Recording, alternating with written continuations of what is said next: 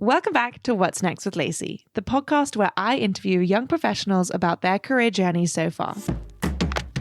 This week, I spoke with the amazing Natalie, a high school English teacher who has also very recently finished her PhD. I absolutely loved our conversation because her passion for her craft, her students, and her own personal studies was just so evident throughout.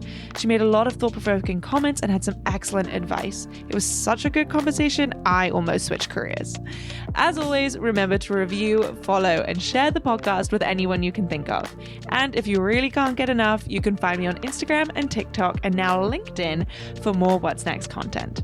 Now, please enjoy my conversation with Natalie. Natalie, welcome to What's Next. Good to be here. I should actually say, Dr. Natalie, welcome to What's Next. Thank you. Very exciting. How does it feel? Has it settled in yet that this massive chapter of your life is now complete? It's really weird because I thought I would feel a sense of relief, and I do. But I thought that relief would be followed by boredom of oh, now what do I do? But the relief was sort of followed by loneliness, which made me kind of rethink what my PhD was, because I felt like it was this project, and now I feel like afterward it was more of a partner. I don't know, there's some weird loneliness in that I have less to think about. And I think it's also because I'm on spring break from teaching right now. Yeah. So I just have less to do in general. But I was like, oh, I'll have so much free time. And it's I actually have so much free headspace. Wow. I mean, yeah, because you were teaching and doing your PhD at the same time. So of course that's taking up a lot of headspace. So then are you going to start a new project? I think I'm going to do a yoga teacher training, which I've always wanted to do, but never really had the time. And I've never had the mental energy. And so now I feel like I might do that maybe over I'm traveling a lot this summer, and I'm excited to have a year where I'm teaching and I can fully work on that, and I'm teaching a new class. So I think that will be good, but I'm definitely also thinking about what I'm going to do next outside of just my regular teaching job. Yeah, because I like to be busy. I can't even imagine that seismic shift that's taken place. And the weirdest thing was the first time I signed an email with the doctor honorific, and it was so strange to type that and just see my name written that way. So it's an adjustment. Of course. Do your students now call you Dr. Natalie? They do when they remember. I will say they were the most excited out of anyone. I had one student come in the morning after, and she said, "Hi, Dr. Davis-Parada." And I said, "Hi." And she said, "Oh, all last night I kept reminding myself that when I come in tomorrow, I have to call you doctor. And I wanted to be the first one to say it. And I wanted to remember."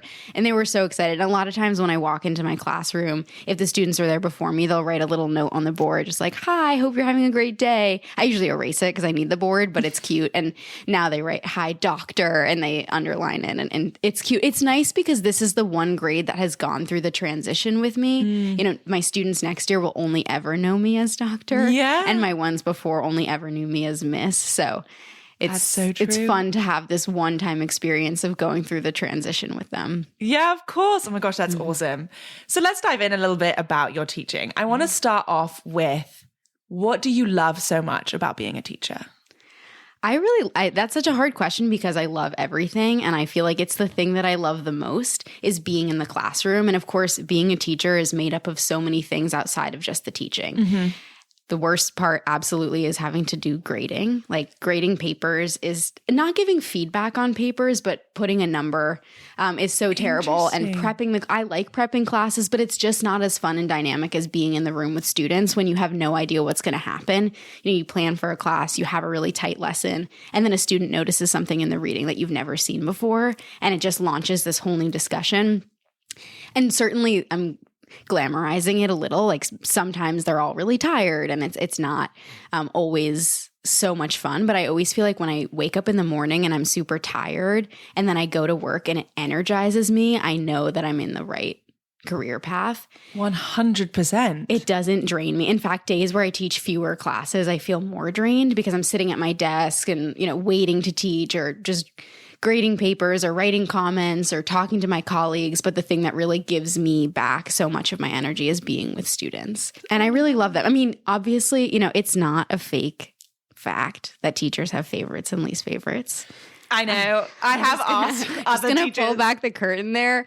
But I do love all of them, even the ones that are really challenging for me. I like being with them, and I'm grateful for the challenge. And there are some that I'm certainly less connected to, but every single one of them belongs in that room. And I feel like that's such a unique dynamic in that most places you go, someone, if it's a party, somebody brought their significant other that wasn't really invited, or you're at a restaurant and somebody is there who, it doesn't actually want to be working there, but the classroom is really a place where everyone, at least where I teach, wants to be there and makes the place better. Do you feel a sense of responsibility for these students beyond just the classroom?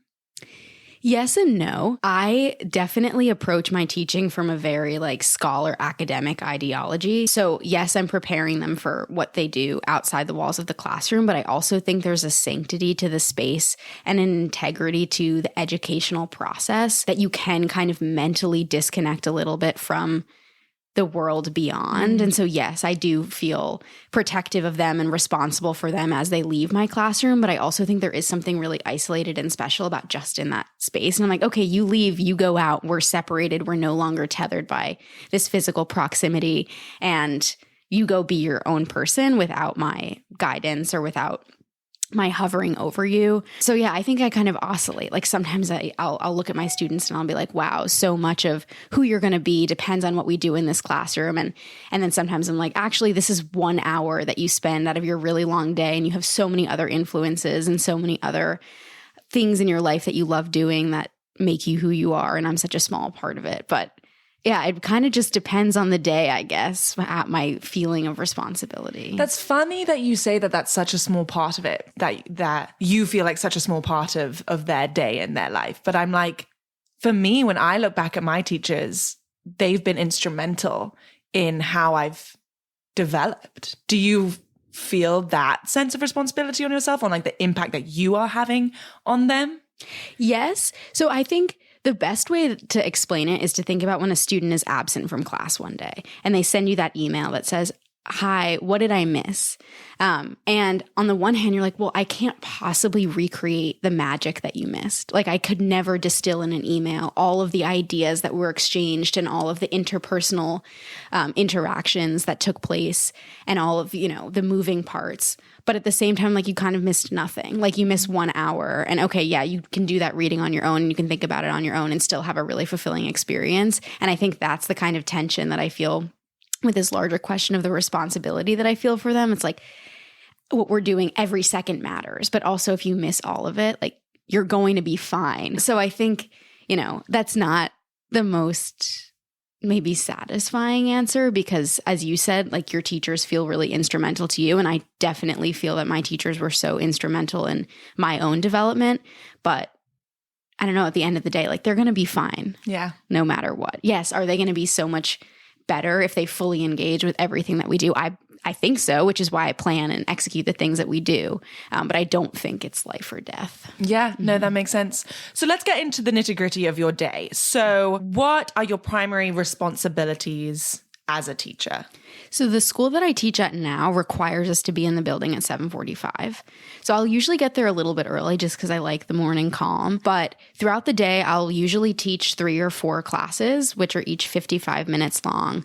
And those can be kind of any time during the day. We have a very rotating schedule. So it's different every day. It's different every week. And then we also have some community times that I'm a part of. So twice every 6 days, because we're on a 6-day cycle, we'll have what we call X period, where the whole upper school is together in one space, and we have announcements and we have performances and we have special guest speakers. So that's another thing.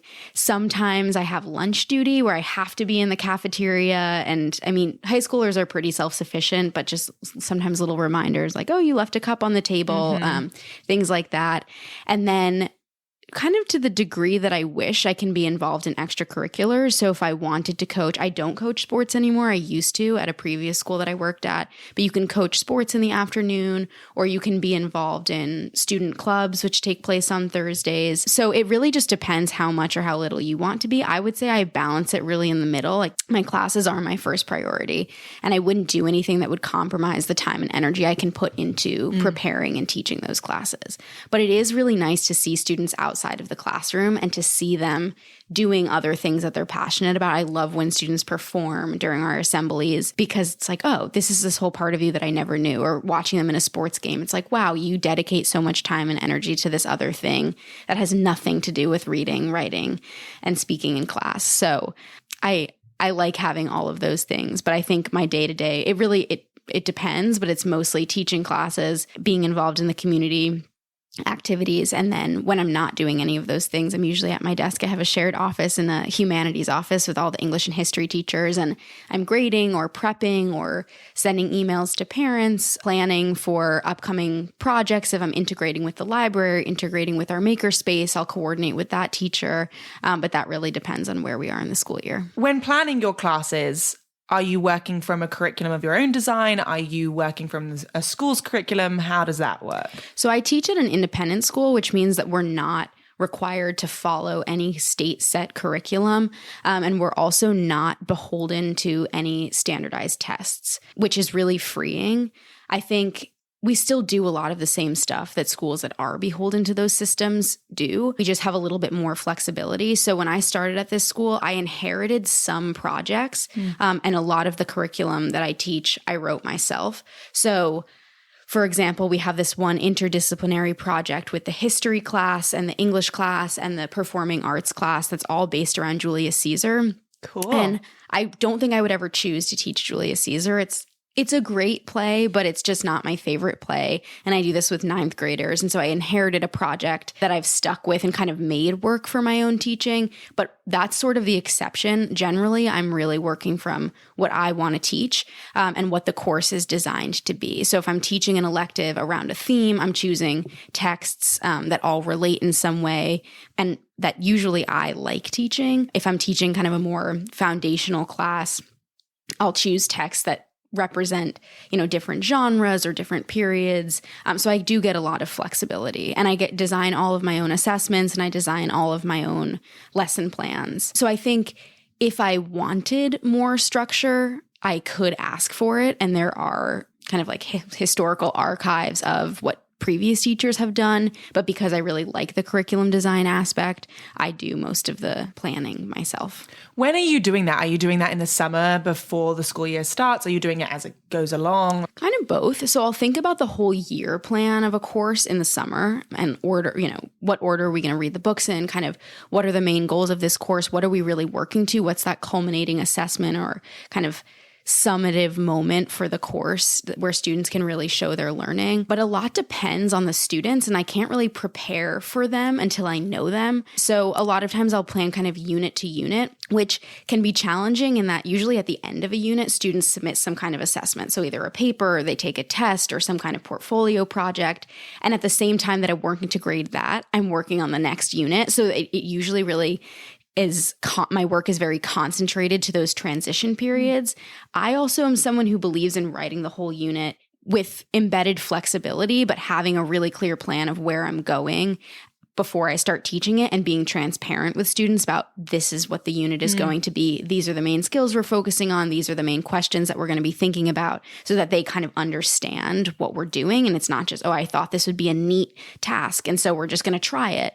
And sometimes there's a little bit of that, but it really is designed and they're learning by design. So it's sometimes during the year. And also I'll say I take things from previous years that I've taught, even if I'm teaching it to a different grade level. So I've taught the same text to 11th graders that I teach to 9th graders, and I'll take the unit that I previously taught and just make adjustments. I've never taught a unit the exact same way. Someone once told me this, I think, really useful way to think about my teaching, which is that you can teach for 20 years or you can teach 1 year 20 times. And I really want to teach for 20 years. Every year you do learn something, you try something new, you have different students, and it never really should look the same. And that's also what keeps it fun. I can't remember the story now, but there's like this old Greek story. Maybe you'll know it actually. Maybe. This couple comes over for a dinner party, and their cups are never empty. Because of they take on guests, right? Yes. And then they constantly refill their milk. Yes. And it's like, the reward for their hospitality is that their cups are always being refilled. And I feel like that's kind of what it's like to be a teacher sometimes, of that your cup is just never empty, because as soon as you start to I don't know, get a little tired of your students or see your students to their maximum potential. You just get like a whole new group of fresh-faced students kind of ready to learn. And your cup is never empty because you're always trying to drink it in respect to, like, you're always trying to teach your students. I love that. I forget what story that is, but I know exactly what you're talking about. And then when they die, they grow into a tree together. Yeah. Love that story. So this might be a little bit of a dumb question, but when thinking about the books and the texts that you want to teach, have you read all of these texts to prepare for being a teacher? Yeah, and an English teacher specifically. I will always read the text before I would teach it. A lot of teachers talk about, you're learning alongside your students, and that's true, but you also need to be prepared. You kind of need to know what's coming. So I've never taught a book that I haven't read. I think one thing that helps me come up with new ideas for text lists is having a lot of other teacher friends who all have disparate literary interests. And so someone will say, oh, I just read this book. I think it would be so great to teach, but I don't have a course that it would fit into. And so then I'm like, oh, that's a great recommendation. And then I'll read it and then maybe teach it.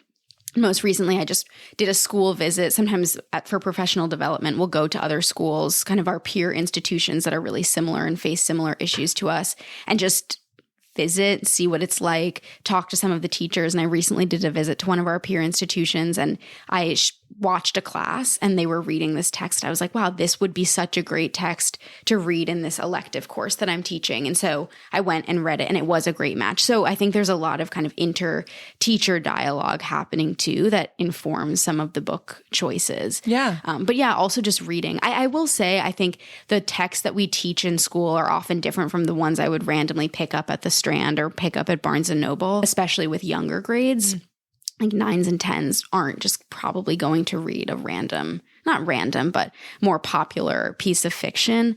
And certain texts certainly lend themselves better to being taught than others. And I'm not even sure I could really explain why. It's something you just kind of know. I'll read a book and I'll be like, wow, I really want to talk about this with someone. Or I'll read a book and say, wow, I really want to teach this. And there's just something different. Can't put my finger on it. And I don't think it would be the same for every teacher. I think teachers have different inclinations. But yeah, just being a part of friend groups where people read is a really good way to find new material. And then some texts I've taught every single year that I've taught Their Eyes Were Watching God by Zora Neale Hurston every single year that I've been a teacher to different grades. I've taught it to 9s, 10s, and 11s, and it never disappoints. Wow. So some of them are great. I have not read that book. That's a great recommendation just in general. Yeah, it is great. It's about a young woman and all of her husbands. Amazing. Yeah. On that kind of similar note, how did you develop your teaching style? How did you learn how to teach, like while you're in the classroom, but also in terms of what you were saying earlier, developing your curriculum and how you like that? How did you navigate that? So I think in two ways. One is through formal schooling. Obviously, as a teacher, I believe in formal schooling, and I believe in teachers and classrooms and curricula and things like that. And so I did undergrad. I didn't do anything teaching related, but I did go straight into a master's program that was a teaching residency master's program. So some teaching master's programs, you're just in class for a year. You're just a grad student. And then you would do student teaching where you kind of shadow a teacher or work a few days a week in a classroom. It's unpaid. And that's what most teachers in public schools will do. The teaching residency program that I did had it so that I was a full-time teacher and I was in grad school. So I had my own students. I had my own classroom. I also had a lot of support, and I taught at a school where I could have really small classes, have a mentor, have a really supportive department. So I was really lucky in that sense that I was learning things in my education classes about, what are English methods? What does it mean to teach English? How do you write a curriculum? How do you teach a single lesson? How do you design a unit? How do you control behavior in the classroom? Things like that. But then I was also really doing it in practice. And a lot of, so I now teach an English methods class to master's students. And a lot of the complaints that I hear, like, well, this is a theory. It's not really practical. I want you to give me these kind of immediate exercises that I can use in the classroom. And on the one hand, yes, there are a lot of kind of classroom choreography moves that you can just tell someone to do and they can try it in their classroom, and that's great. But I also do think there's value in reading the theory and learning the things, and then you put them into practice. Yeah. It's not me telling you what to do. It's I'm giving you a framework and now you can implement it in a way that matches your personal teaching style. So that can feel a little bit less natural for new teachers, but I think in the long run, it's much more valuable. And that's largely how I was taught to teach. I was reading, okay, what does it mean to read and to teach reading? Well, what is the agency of the reader versus the power of what's actually on the page? And how is the transaction between the reader and the text sort of always taking place? That doesn't feel like a classroom exercise that I can immediately implement, but I can think about it when I'm close reading a passage with a student and thinking, okay, well, how much of their own experience are they bringing into this? And how much are they just relying on the ink blots on the page? So to answer your larger question, one part of how I learned to be a teacher was through my master's program. Another part, though, I think, and I think this actually is kind of a controversial take, is I feel like I was a natural born teacher. And I know if you're thinking about growth mindset and teaching in general, really you should be able to teach anyone to do anything. And so you should be able to teach anyone to be a teacher. But there is just something about your natural demeanor and disposition that I think really lends itself well or not well to the classroom. Like, you have to be comfortable with some element of performance. And I don't mean performance in the sense of performativity as much as I mean performance in the sense of like, you are fully on at all times in the classroom. And you have to be comfortable with that. And that has to be exciting to you because that's what you do every day. And sometimes I try to describe that feeling as, to people who aren't a teacher, like, imagine that you're running a meeting. You're not just in a meeting, you're running a meeting. Yeah. 4 times every single day. Like, that is what you're doing as you're teaching. Same kind of energy output. And so I think to some degree, I'm just myself in the classroom. And I don't feel like I'm putting on a teacher voice or putting on a teacher persona. I think I really do teach myself to my students. And so as much as the formal schooling has influenced kind of what I do, my own natural self influences how I do it. Yeah. I actually remember one of my teachers saying exactly that about the performance of it all. He was like, I forget what we were even talking about, but he was like, yeah, I'm a chronically shy person, but I am a really good teacher because I treat it as a performance. And it makes me feel like I am someone else doing this job and I am teaching you Latin. And that's how how I managed to do this job and do it well. And I think some people would mistake that for inauthenticity and be like, oh, well, if you feel like you're somebody else, then like you're not being yourself. But it's not. It's like multiple selves and they just come out differently. I think my uncle was a teacher and he always said he would never get a tattoo. But if he were going to get a tattoo, he would have it say, be Mr. Davis, because he felt like the best version of himself was when he was teaching. And when he was just Josh, he was, just a regular old guy. But when he was Mr. Davis, he was just something else. And so it was still part of him, but it was a part of him that only came out in the special space that is the classroom. Yeah, absolutely. I mean, as you were saying earlier, it's like such like a sacred space. So it feels only natural that would kind of happen. I want to talk about the difference between a day school and a boarding school. You've taught at both. Yes. Obviously, still classroom is a classroom. But like, I feel as a teacher, there are a lot more responsibilities at a boarding school that get put on you. How was that? What was that like? Yeah, so teaching at a boarding school, most boarding schools follow what they call the triple threat model, which is that every teacher teaches, does something related to residential life, so living in a dorm, doing dorm duty, and coaches. And so when I taught at a boarding school, I had the classes that I taught. I also coached 2 seasons. I coached cross country and rowing. And I lived in a 9th and 10th grade boys dorm. So I did dorm duty once a week and 1 weekend a month in there. And so I had a lot more responsibilities. And also we had Saturday classes. So Sunday was really our only day off, which was sort of fine because you're in this insular community anyway, and there's not that much to do. And if you're not doing class stuff. And so, yeah, my day-to-days were a lot fuller, but I also felt so much more connected to my students in a way that I have never replicated with day students. And I don't think that's always a bad thing. But, the first night of boarding school, a kid knocks on your door. I forgot to bring toothpaste. And you were bringing them to CVS to get toothpaste. Like, that's such a different kind of acculturation process than it's the 15th week of school and I'm feeling a little sad today. And so I might mention it to my English teacher. So it's just like you're really rushed into this extreme intimacy with students in a boarding school that takes a lot longer to build and might never happen at a day school. That said, at a day school, I have so much more freedom. Like, I leave the building at 4 p.m. and I am in no way responsible for anything, and I can actually just be a regular person. Yeah. And so I think that I really value now. I always say, though, I would go back to a boarding school. I miss the relationships that I had with students and even the relationships I had with colleagues. Like, you live down the hall from your colleagues, which if you like them is really nice. And I did like them. And so I think boarding school is a really great place if you love if you love that. But I think most people probably would not love it and would prefer the day school. I've taught at 3 different schools, 1 boarding school and 2 day schools. And this is a generalization, but something that I've noticed is that there are kind of 3 categories that teachers fit into based on what they really like about teaching. And it feels like, to me, some teachers really love the teacher lifestyle. So they love having the summer off, which obviously is a very nice perk. And they love kind of that early morning start to mid-afternoon, day to day. And then there are some teachers that really love hanging out with the age students that they teach. So they love high schoolers, they love middle schoolers, and it's just like they love spending time with that younger energy. And then there's a 3rd category of people who really love their discipline, whatever they teach, and they love teaching it. I think everyone is a balance of all of those 3 things, but I think, one or 2 categories is kind of more intense in certain teachers. And I found that at the boarding school, people really liked the teacher lifestyle. Mm-hmm. And there is some ease of that life of your housing is provided. You can eat all of your meals in the dining hall and it's not weird. You can access school vehicles if you need a car. Like, there are just so many perks to the life. If you have kids, you have a million built-in babysitters. You have this really strong community of people who, if one day you're like, I need someone to drive me to the airport, there are 50 adults who are available.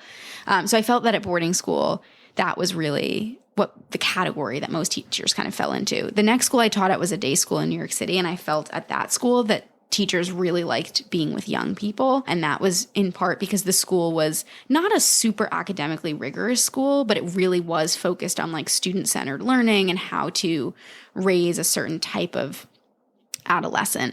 And then the school that I'm at now, I feel like people really like their discipline that they teach. And so I feel like amongst the faculty community, it feels the most isolating of any that I've been in because people do care more about what they're teaching than about being part of a community. I think they all care about being a part of a community, but not as intensely as they care about the things that they teach. So yeah, every school is different. Definitely boarding school and day school are really different, but they both have their pros and cons. Yeah, absolutely. But at a boarding school, how did you navigate like work-life balance? You mentioned that people like the teacher lifestyle, but are you really ever off?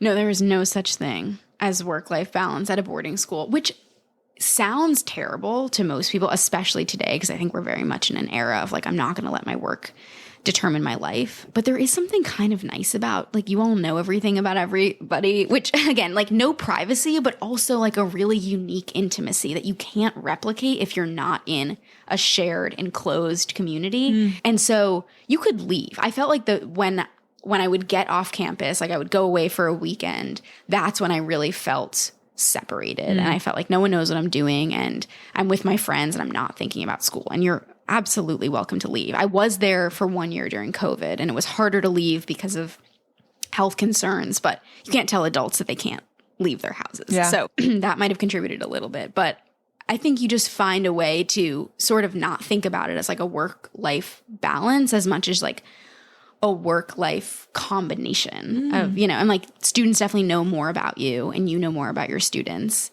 but you find ways to make that meaningful and valuable too. Yeah. So it's more of like a marriage than a balance. Do you miss your students from your previous schools? Yes, I really miss my boarding school students. And those are the ones who have stayed in touch. Like, one thing I tell my students at the end of every year is, I'm not going to stay in touch with you, but if you want to stay in touch with me, I will so happily be on the other side of that. And those are the students that I stay in touch with the most from boarding school because I lived with them and because I coached them and because I knew them so well. And some of them, it's just, they follow me on Instagram and like little things like that. But some of them I still see. And if they're in New York City, we'll get coffee. And it's really nice to hear about things and in their life and just to see who they've become. And it's such a special time. So I definitely do miss those students, but it's also really nice to see them grow up. Like, I love seeing the things that they're doing and I don't want them to still be in high school with me because I'm so proud of them. But yeah, I miss them. I'm very close to some of them. One of my colleagues who worked at a different boarding school. She recently got married, and like a number of her former students were at her wedding. It's, you know, like you really do have close relationships with the students. And so you're not really like a parent because they're not your kid at the end of the day, but you're more than a teacher. Yeah. So you do have really close bonds. And yeah, I miss them. That's so amazing. When looking at teaching as a career, how does it work in terms of growth? Like, where do you hope to go in your career as a teacher? So it's an interesting question because I think I am thinking about this a lot. There's the one track to go is the administrative route. So if you are a classroom teacher, but you sort of want a little bit more like power and control, you could move up into administrative roles. And sometimes that will start with being like a department chair, and then sort of being like a dean of academics or a dean of students or some kind of dean level administrator, and then moving to a head of a division, so like a head of a high school or a head of a middle school, and then the ideal, I guess, if you were following that track would be to be a head of school. So that's one path that people, I think, can most clearly understand growth.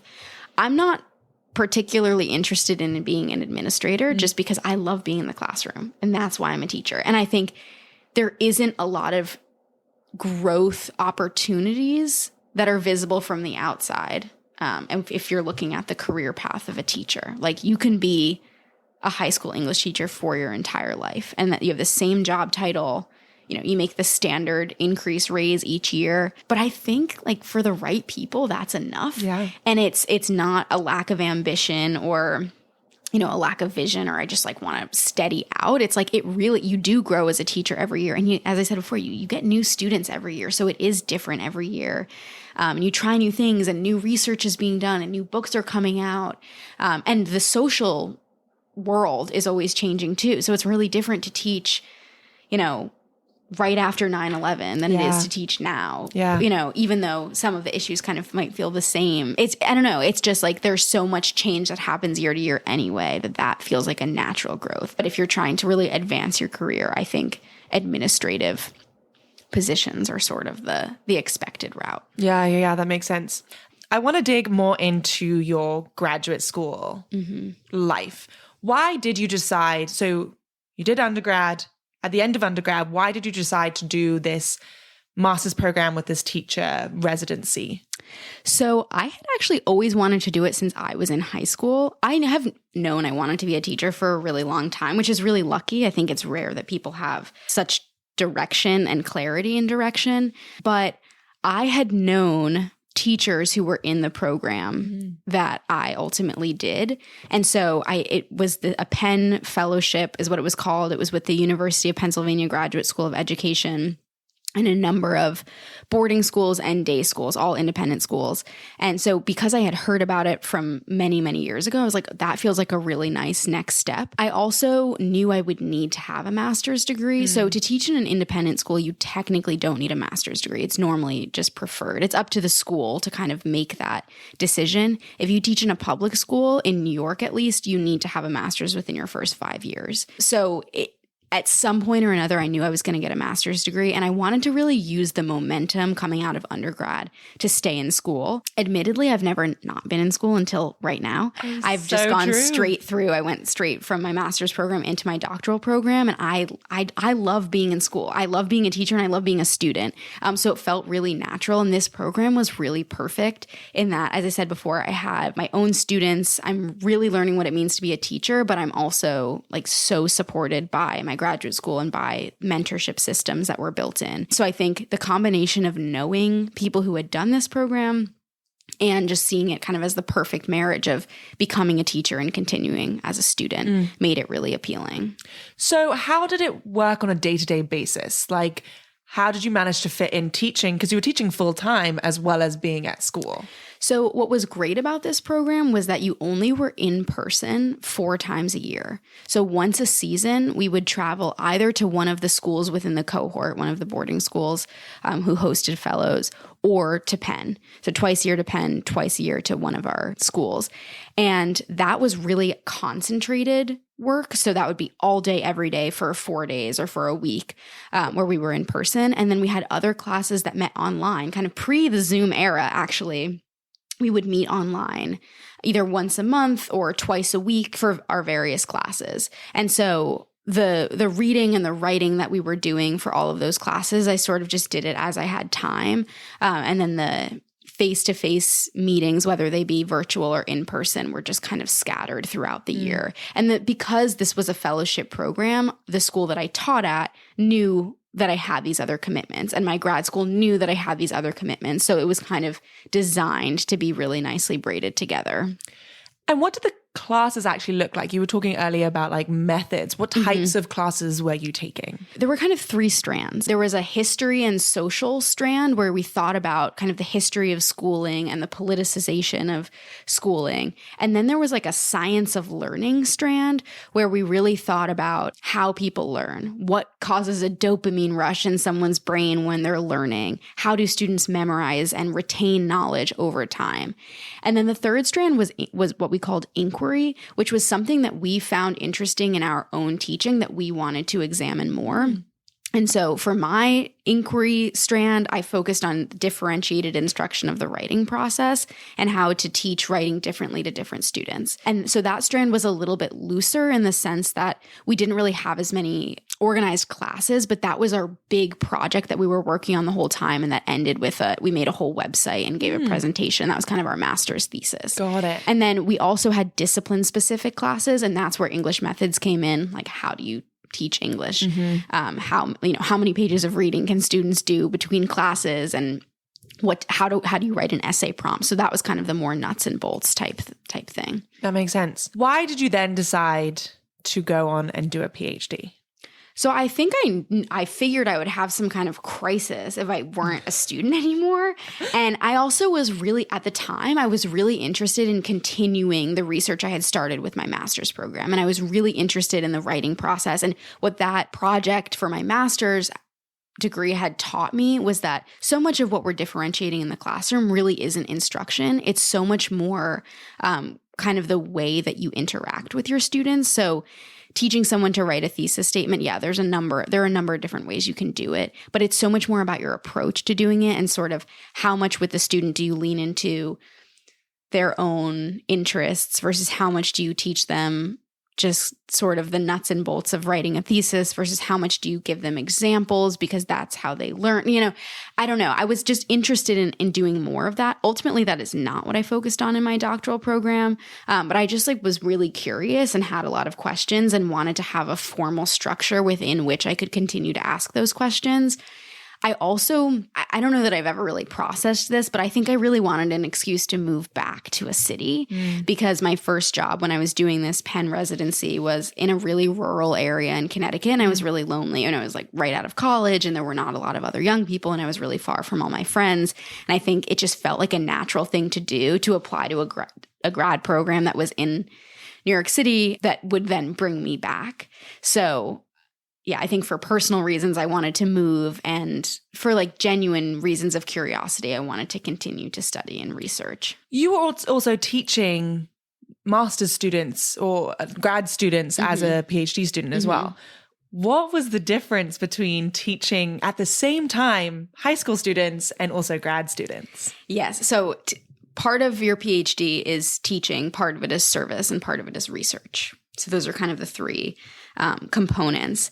And for the teaching part, the first time I taught master's students, I admittedly did not really like it. I found that the students seemed to me really jaded and kind of negative about the schooling system, which I understand. We're in a terrible position right now in terms of public schooling. If we talk about banned books, particularly in so many places, but also just teacher shortages, funding shortages, so many different things.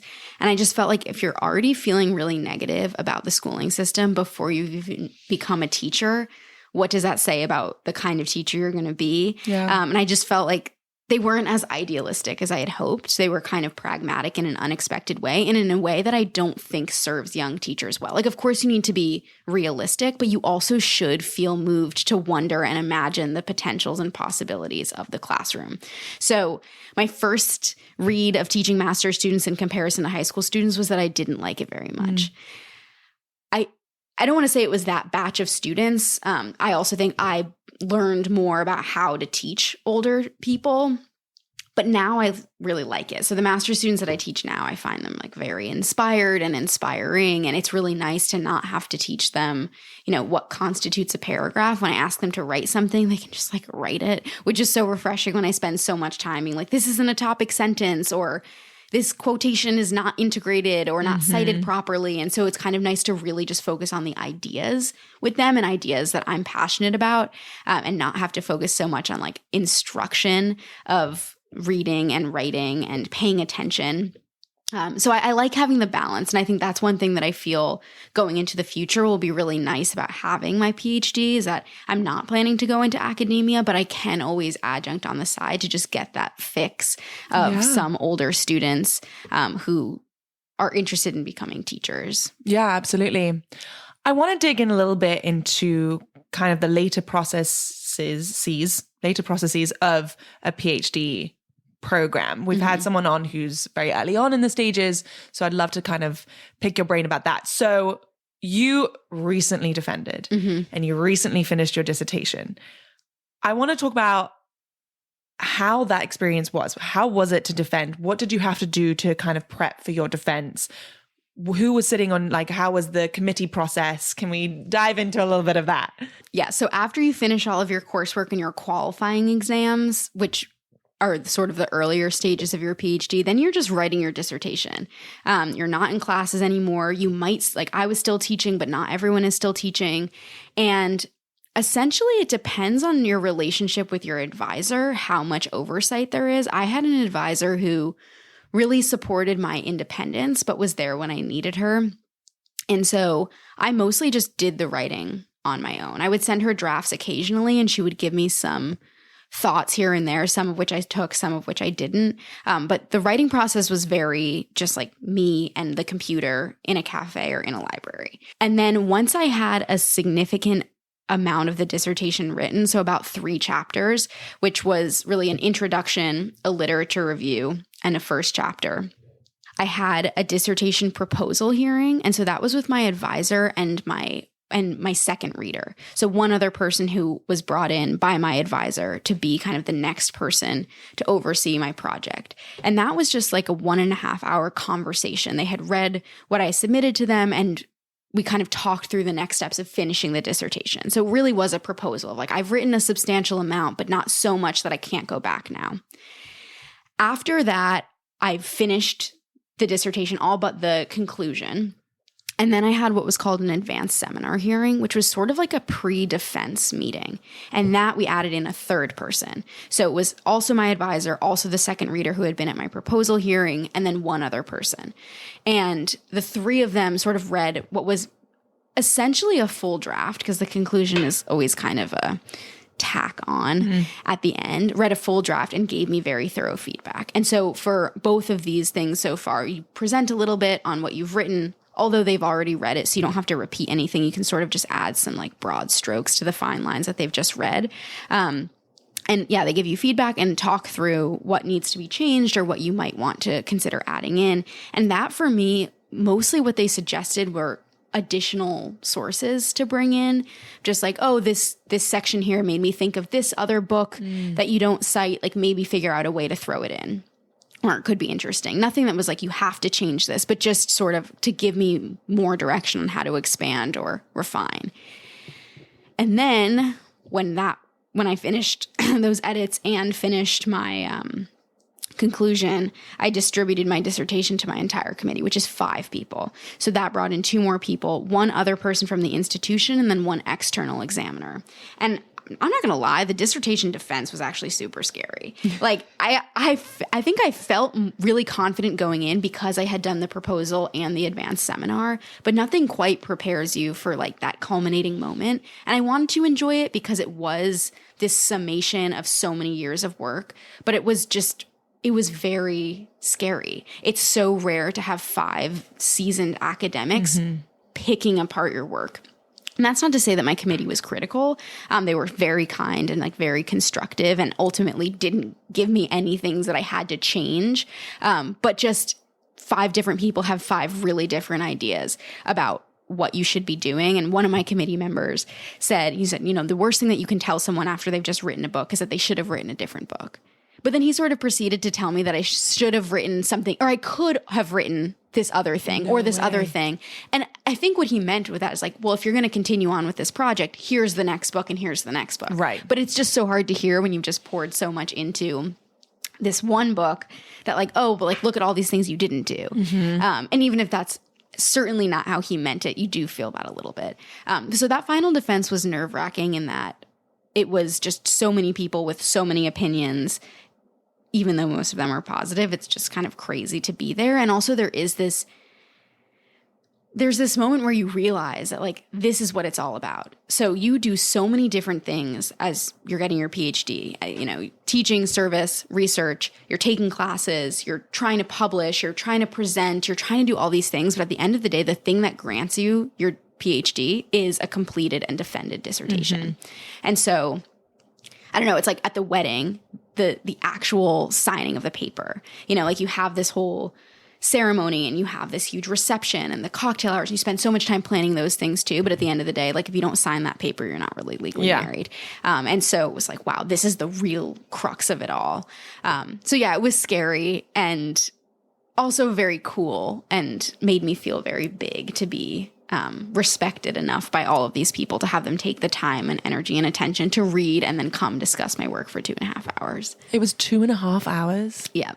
Wow. That's a lot of energy that you need.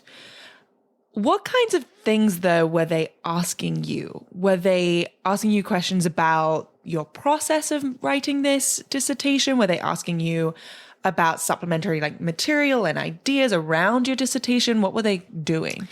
It really varied among the different examiners. So some of them were interested in how would this research apply in a different setting? So sort of offering different scenarios, or how would you defend this research to this kind of skeptic? And then there were some people that just asked for me to expand in certain moments, okay, what were you trying to do with this section? Or how do you think that this particular part adds to your work?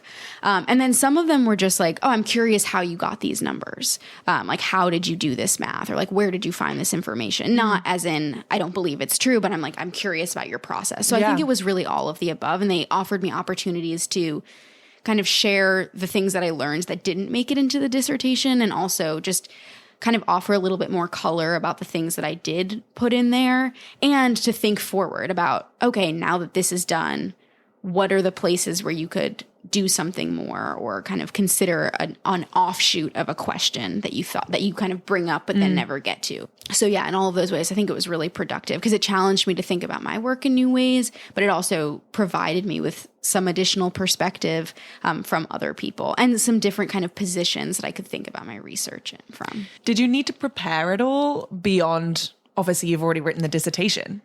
Yes. So I did prepare in that I had to present.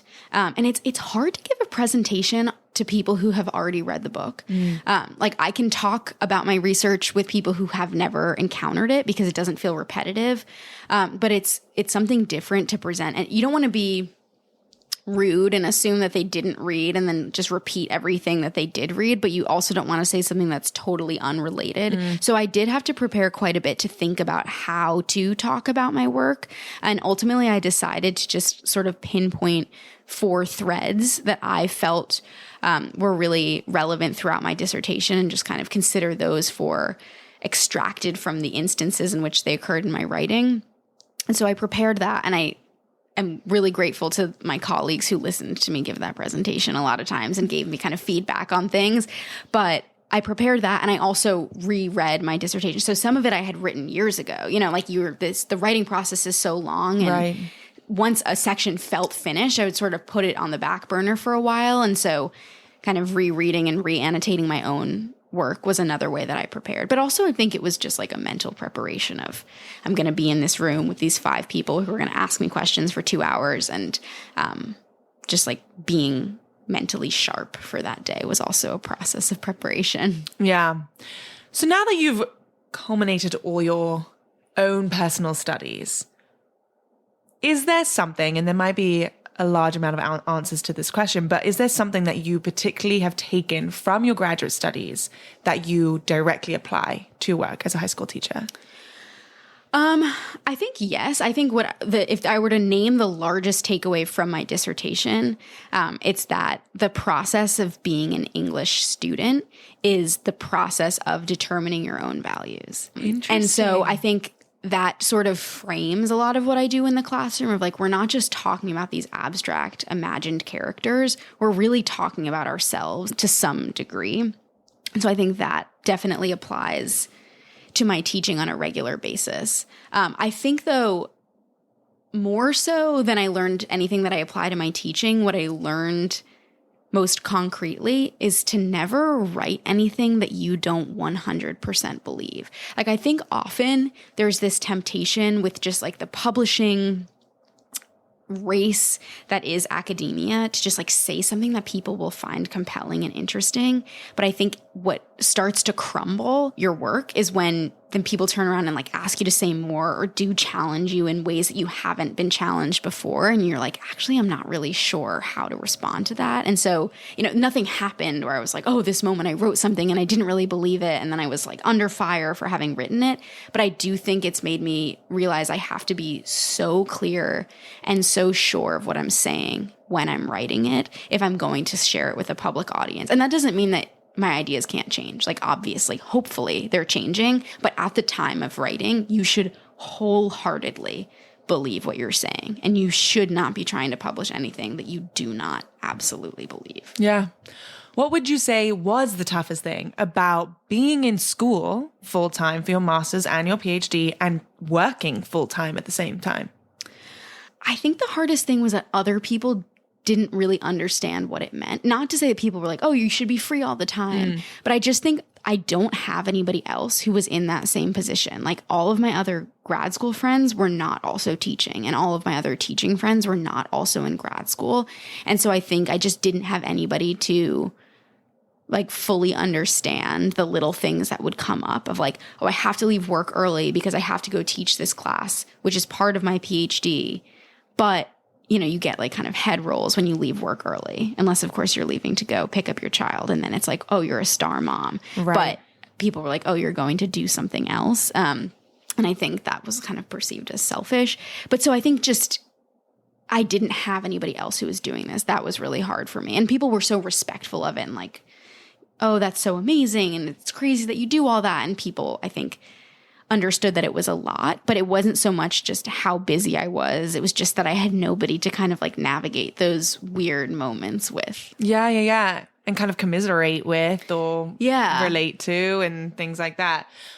But overall, are you glad that you did both at the same time? Yes. I don't think that I would have been happy just being a grad student because I like structure and I like routine and I like teaching, and I think it was a nice break to go teach, but it was also a nice break to go do my grad work. And so it was just a really nice balance for me. And I can't imagine having only done one or the other. I think I just would have felt sort of unmoored. Like, I like being part of a secondary school institution because that gives me purpose. But I like being a part of the graduate school community because that gives me this kind of like personal drive to follow my own interests. And so I think I needed kind of both to relate to be, I think I needed to be tethered to both in order to really feel like I was doing my best. So it is almost time to wrap up, but I do have just some final questions for you. Sure.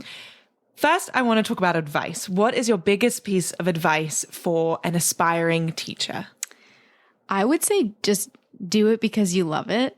The one thing that I think about when I'm like, what is teaching? I think about it as investing my passion in other people. And I don't think it always sticks, but I think you have to have that passion in order to be able to invest it. And so if you don't love being a teacher, you don't have to be a teacher. And I would say it's not a job that you really can just like sustain if you don't love it. And that you won't do a good job at it if you don't love it. Because your students know. And they feel it when you love it and they feel it when you don't.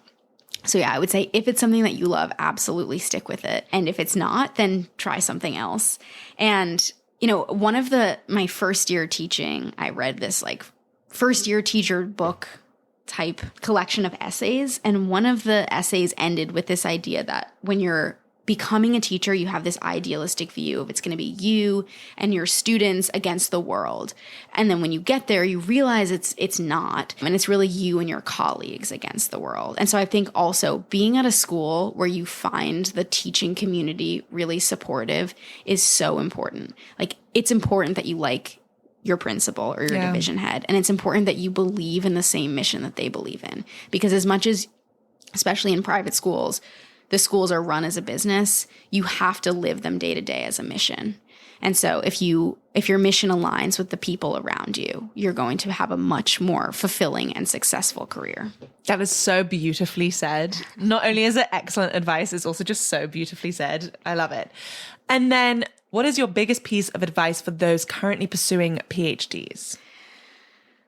Just stick it out. Like, I don't like the saying that the best dissertation is a done dissertation, which is a really popular comment. And it's true. Like, at some point you just have to finish it. It's like not perfect. But I also think you really should try to do your best work and like find a way to make it meaningful. When you get to those points where you're like, oh, I don't want to do this anymore. My project is not interesting to me anymore, which will probably happen when you are working on a project for several years.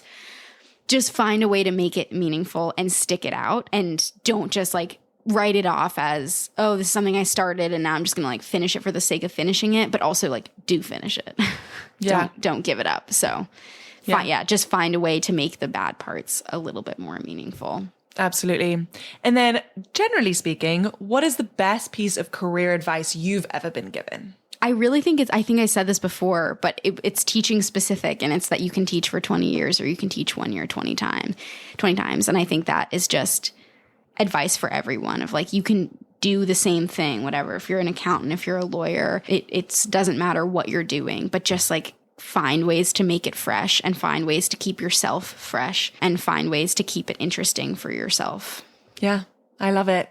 And then finally, for you, Natalie, what's next? This is my year of taking stock. It is. So I think, this is like a natural transition time for me because I did just finish my PhD, but I'm staying at the same school for another year, taking on some more responsibilities, but really just like taking some time to be a teacher. And I think that's enough for me. Absolutely. Well, thank you so much. Thank you for having me. Oh my gosh, of course. No, this was absolutely fascinating. What I so love about doing this, and especially doing this with friends, is that I've never had a chance to sit down and talk to you so in depth about all of this.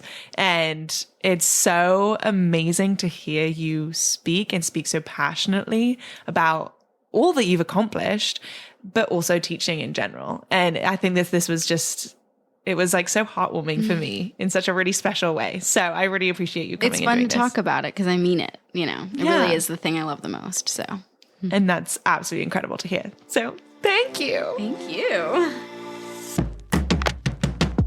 Thank you so much for listening to my conversation with Natalie. I hope you enjoyed it as much as I did. If you did, please review, follow, and share this episode. See you next time.